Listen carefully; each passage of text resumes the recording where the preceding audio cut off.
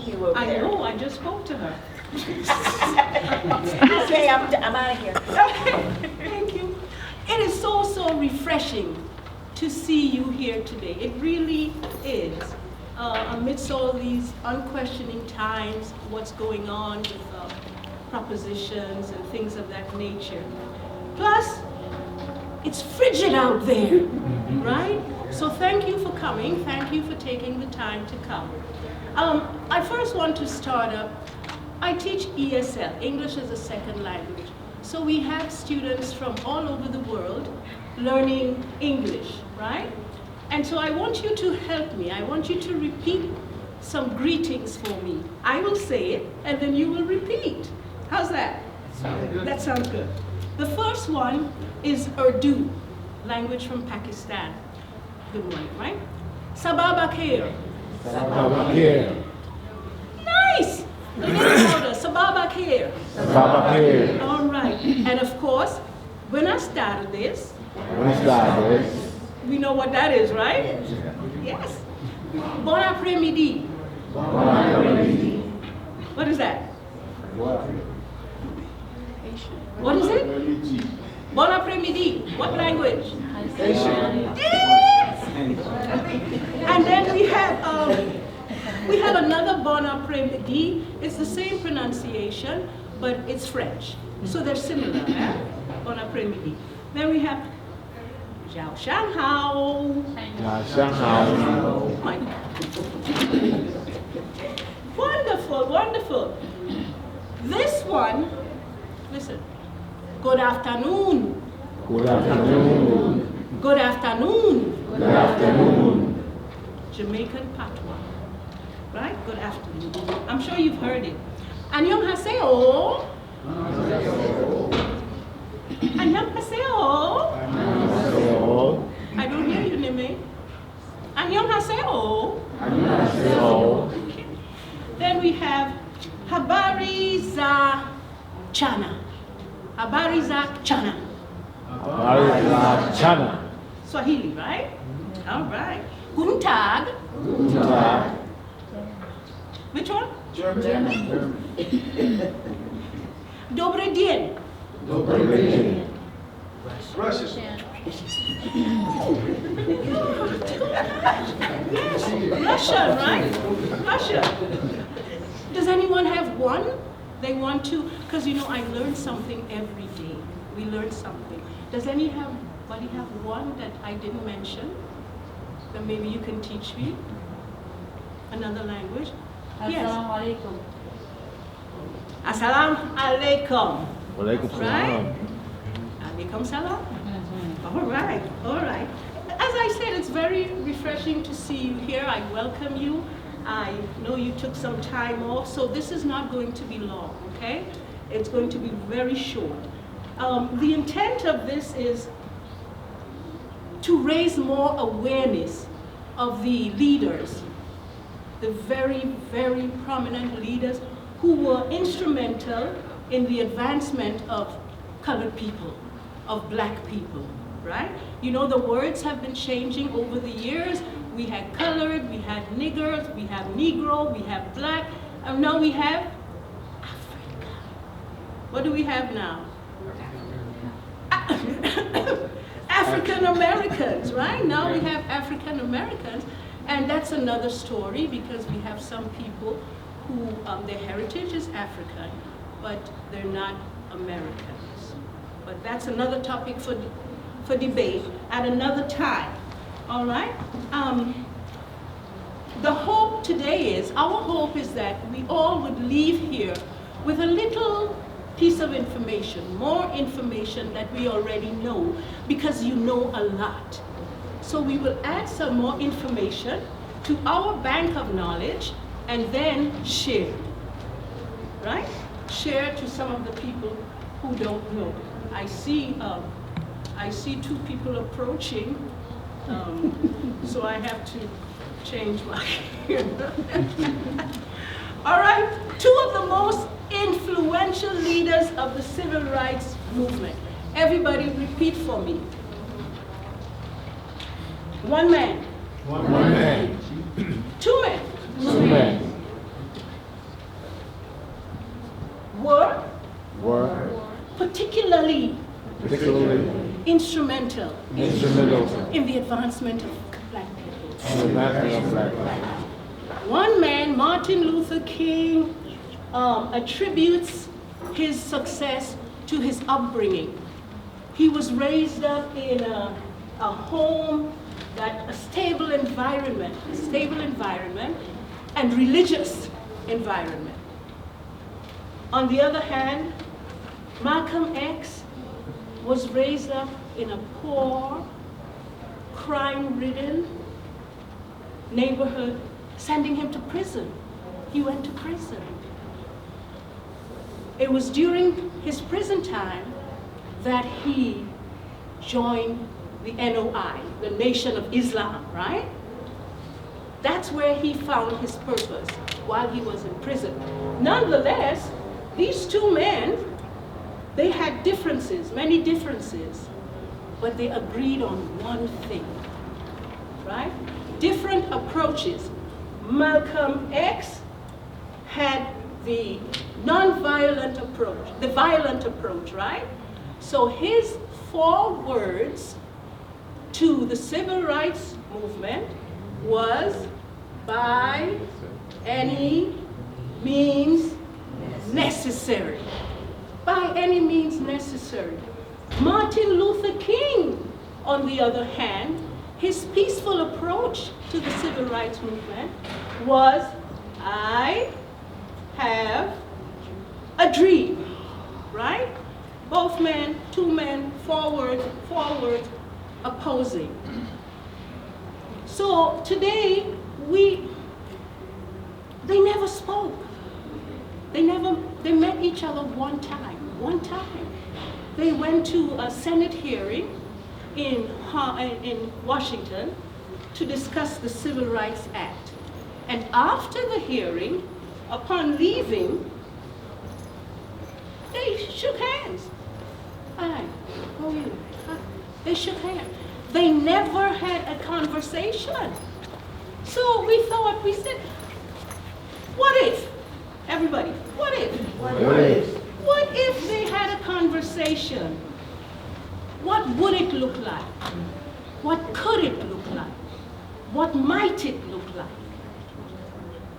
So we're going to see, because this can go two ways, right? Because remember, Malcolm X had a violent approach, right? So he can come in here and say, I don't think this is, why should you? Or it could be less toxic. Right? So let's see what they're going to tell us. I'll introduce Martin Luther King and Malcolm X. Are you going to start?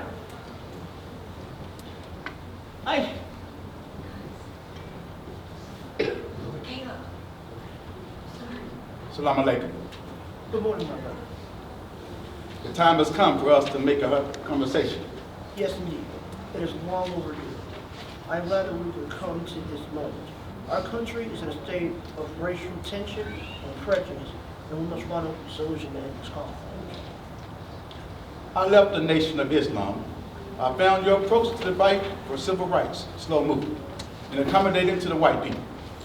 After my visit to the north of Africa and the Middle East, my thinking about the issue of race shifted. A little louder, kid. I was less angry than I had been, but at the same time, the true brotherhood that I had seen had influenced me to recognize that anger can blind human vision. I'm throwing myself into the heart of the civil rights struggle. Great. We both can agree it's long overdue. It's been a long time coming, and change is going to come. The ultimate measure of a man is not where he stands in moments of comfort and convenience, but where he stands at times of challenge and controversy. I have more respect for a man who lets me know where he stands than he or who one comes up like an angel and is nothing but the devil. So early in my life, I had learned that if you want something, you had better make some noise. If you don't stand for something, you will fall for anything. I don't want to sound like my way is the only way and I have all the answers. I don't want to be so arrogant as to think that everything I say and do is right. I'm interested in what you have to say. We have more in common than we do apart, achieving racial equality. We are fighting the same battle, not each other. You are very articulate, and your intelligence, drive, and personal depth and integrity have allowed you to shape yourself. You are an eloquent spokesman for your point of view, and no one can doubt that you have great concern for the problem we have as a race. I believe the violence is immoral because it thrives on hatred rather than love. I believe that there will be a clash between the oppressed and those that believe and do the oppressing.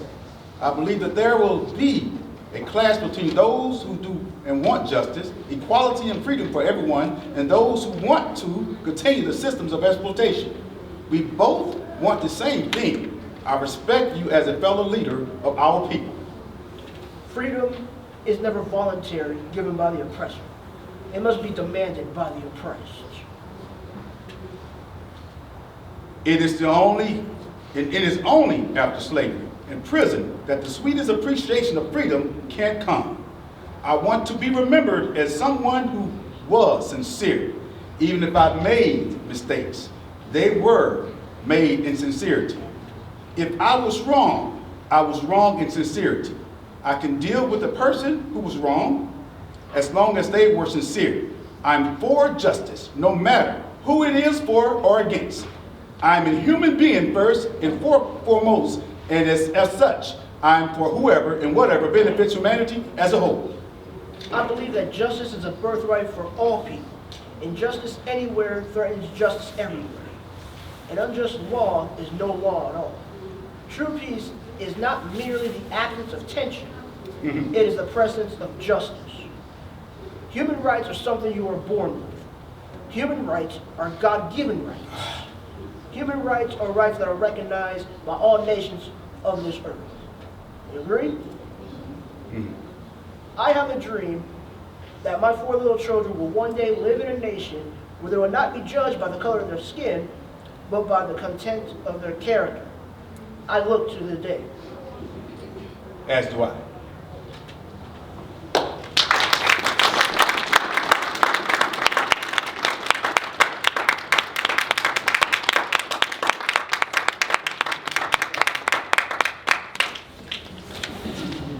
That's what it could be.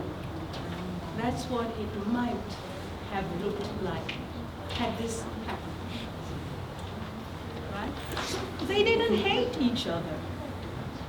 They respected each other. They just had different approaches to the civil rights movement.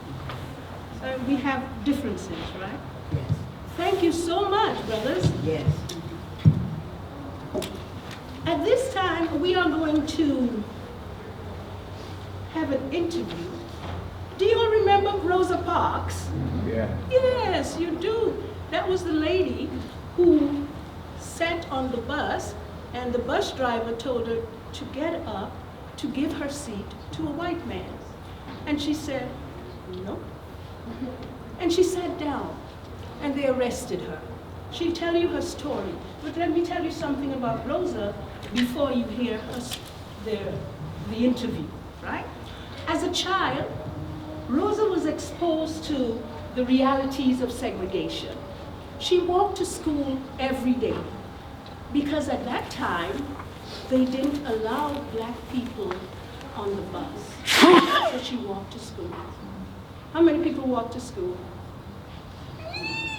See, we did it too. She walked every day. So years later, when blacks were allowed to ride the bus, they were directed to sit The back. where? The back. In the back of the bus, right? One person's act of courage and defiance can alter the course of history as it did in Rosa Parks. Because of Rosa Parks' defiance, that started a movement, civil rights movement. And she's going to explain what happened on the bus. Go ahead. I just wanted to say thank you for doing this interview. Oh, wait.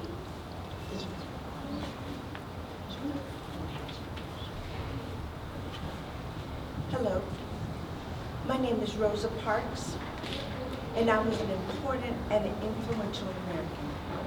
You should know about me because I did not give up my seat on a bus to a white man. My action helped start the civil rights movement. The civil rights movement aimed its efforts towards changing the law in Montgomery, Alabama, and in other communities across America to give equal rights to all people.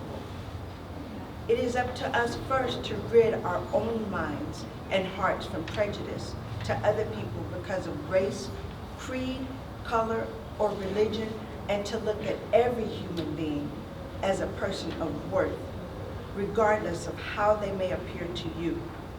And we should think in terms of what can be and should be and will be developed into a world of peace, prosperity, and success. And I feel that if we have an open mind, a heart full of love, and a strong determination and courage to face obstacles as we meet them, then we as a great nation can realize our potential and bring about the beloved community that was so often mentioned by the late Dr. Martin Luther King Jr., who strived for peace and love. As I move about and try to work for peace, harmony, and a world of justice and goodwill, I am hoping that all of you will continue as you see fit to build this world. It is a great, almost formidable task, but we in this modern time are equal to it. And if I feel that I can and will, at my time of life, try my very best, then you can look within yourselves. And with the knowledge that you have and the opportunities that you have, you will make the best of them and go on to make the world what it should be. We should never give up, never give out, and continue as we make a great quest for a full and complete future as we face the next century.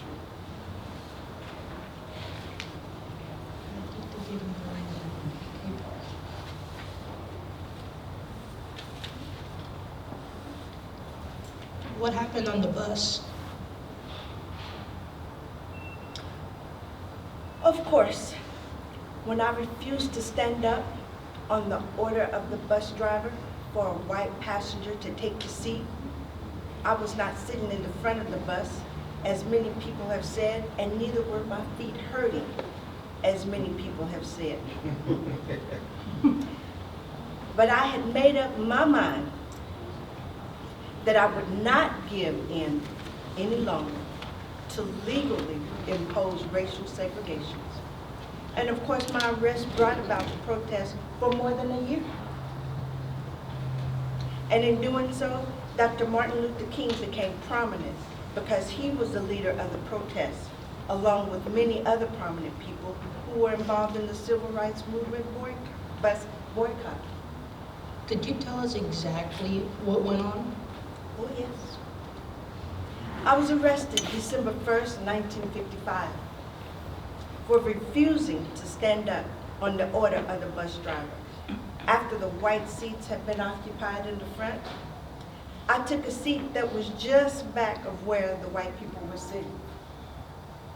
When the bus driver noticed that there was a white man standing, he asked us to stand up. There were 3 other black people. He wanted to know if I was going to stand up, and I was not. He told me he would have me arrested, and I told him he may do that, and of course he did. Did they take you down to the police station? A policeman asked the driver to swear out a warrant if he was willing, and he told him he would sign a warrant. Did he do that? Yes, he did. Did the public response begin immediately? Actually, it began as soon as it was announced. My trial was December 5th, and they found me guilty. When you refused to stand up, did you have a sense of anger at having to do it? I don't remember feeling that anger, but I did feel determined to take this opportunity to let it be known that I did not want to be treated in that manner, and that people have endured it for much too long. What personal characteristics do you think are most important to accomplish something? I think it's important to believe in yourself, and when you feel like you have the right idea, stay with it. And of course, it depends on the cooperation of the people around you. What advice would you give to a young person who wants to make a difference?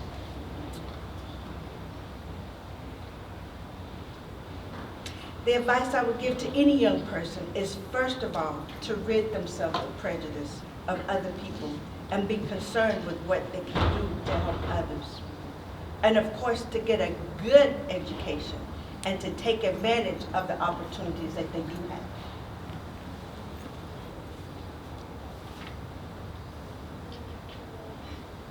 Thank you for doing the interview. Thank you.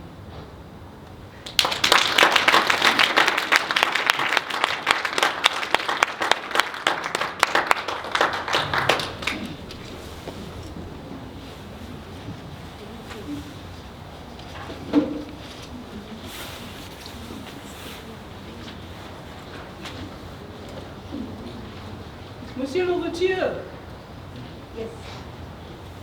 Monsieur Louverture, we've seen many historic leaders in the time, American, USA, American leaders.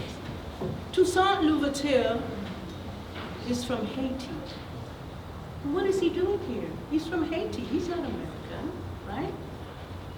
However, his slave revolt, his successful slave revolt in Haiti, uplifted the United States in certain ways. Economically, you had different leaders trying to follow the pattern of protesting peacefully to gain their needs, right? To gain what they wanted. So that's why Toussaint Louverture, we decided to add him in here, even though he was not American, but he was a significant contributor again to America, right? The building of America. You remember the Louisiana Purchase? Toussaint Louverture, right? His actions, sparked that. So we're gonna hear Toussaint Louverture. He's gonna give some quotes also, right? Some quotes that were made by Toussaint Louverture. Toussaint Louverture, liberator and leader.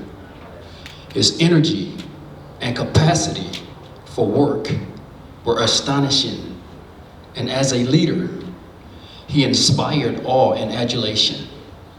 Toussaint Louverture was a former Haitian slave who became a powerful military leader and was a powerful symbol of resistance against oppression and a reminder of the fight for human rights. In his words, "I was born a slave, but nature gave me the soul of a free man. By overthrowing me, you have done nothing more than cut down the trunk of the tree of the Black liberty in Saint Domingue. It will spring back from the roots, for they are numerous and they are deep." Toussaint's actions and bold efforts, which led to the Haitian Revolution, significantly impacted the political landscape of the Americas today by establishing the first independent Black state, Haiti.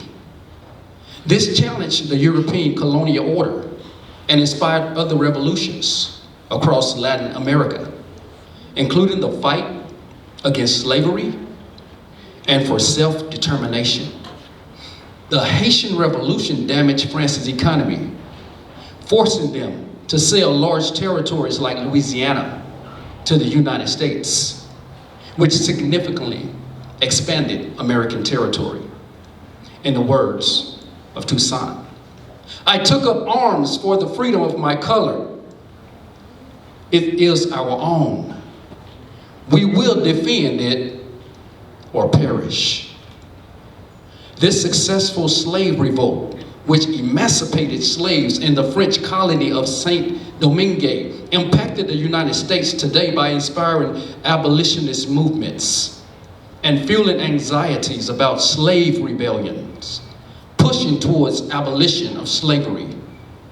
Some black intellectuals and activists in the US often look to Haitians, a model for black self-determination and political empowerment. Haiti is so important to black history.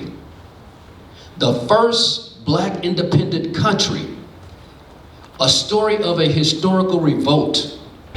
This was a ray of hope for African Americans in the United States. The Haitian Revolution was a symbol of hope and source of inspiration for African Americans.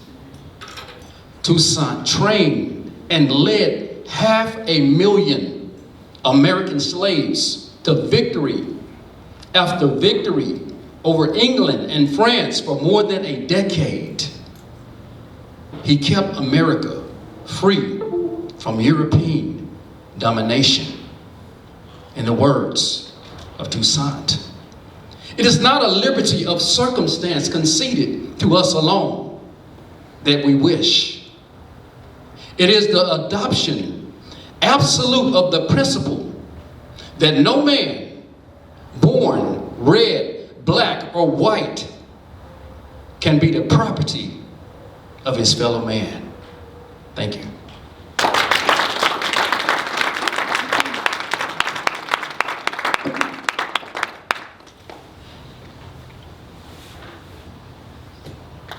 We have something else, but that concludes our presentation, conversation between Martin Luther King and Malcolm X, interview with Rosa Parks, and a reading from Toussaint Louverture. We want to thank everyone for participating.